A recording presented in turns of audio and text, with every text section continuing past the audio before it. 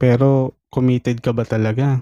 O baka naman taken ka lang sa status pero single ka sa kilos? Kung gusto mong tumagal ang relasyon mo, panoorin mo to hanggang dulo.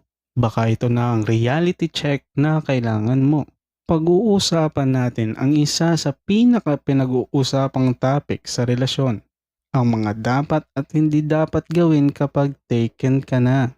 Pag-uusapan natin kung ano ba talaga ang ibig sabihin ng taken, bakit importante ang oras, ang commitment, at kung paano mo malalaman kung nagawa mo pa rin ng tama sa relasyon mo. Kaya kung taken ka ngayon or iniisip mong pumasok sa isang relasyon, ito ang video na para sa iyo. Ano ba ang ibig sabihin ng taken? Pag taken ka na, ibig sabihin may pinili kang mahalin at makasama. Hindi lang sa panandali ang kilig kundi araw-araw na effort. Being taken is not just about the label, kundi sa actions mo bilang partner. Bakit kailangan maglaan ng oras? Time equals love. Kahit gaano ka pa busy, kung gusto mo talaga ang isang tao, gagawan mo ng paraan. Ang oras ay simbolo ng prioridad. Kapag wala kang panahon sa partner mo, para mo na ring sinabing hindi ka mahalaga. Common reasons ng pagiging taken. Bakit nga ba tayo pumapasok sa relasyon?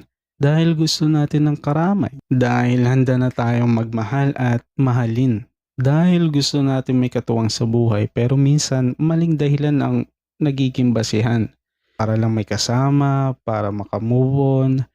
Dahil sa pressure ng paligid, dapat malinaw ang rason mo kung bakit ka taken. Mga dapat gawin kapag taken ka na. Maging transparent, iwasan ng sikreto, iparamdam araw-araw na mahal mo siya. Simple gestures, malaking impact. Irespeto ang oras at space ng isa't isa. Makinig, hindi lang magsalita. Maging consistent, hindi lang sa simula, kundi araw-araw. Mga hindi dapat gawin kapag taken ka na.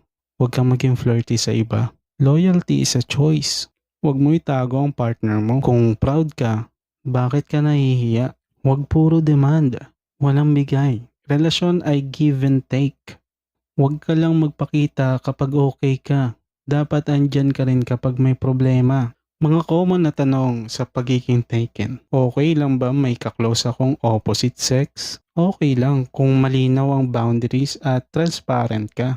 Bakit parang lumalamig na siya? Tanungin mo muna. Hindi lahat ng pagbabago ay dahil sa third party. Minsan stress lang o pagod. Kailangan ba lagi kami magkausap? Hindi kailangan 24/7 pero dapat may connection pa rin bawat araw. Ang pagiging taken ay hindi lang tungkol sa meron ka ng partner. Ito ay responsibilidad ng oras, ng effort at higit sa lahat ng respeto. Kung hindi mo to kayang gampanan ang mga ito, mas mabuti nang huwag kang pumasok sa relasyon. Dati naging taken din ako. Actually ngayon taken pa rin ako. Pero kwento natin yung dati, okay? Dati naging taken din ako, pero akala ko sapat na yun nandyan ako. Hindi pala.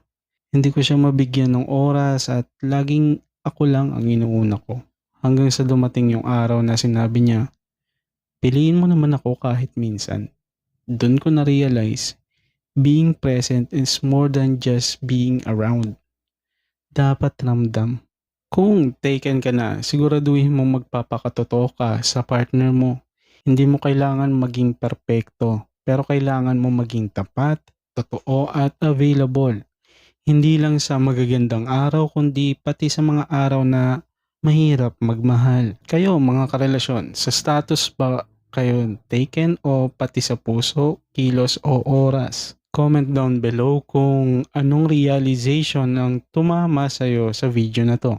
At kung may natutunan ka, ishare mo sa partner mo para sabay kayong matuto. Don't forget to like, share, and follow or subscribe para sa mas marami pang real talk sa buhay at pag-ibig. Hanggang sa susunod, piliin mo siya araw-araw.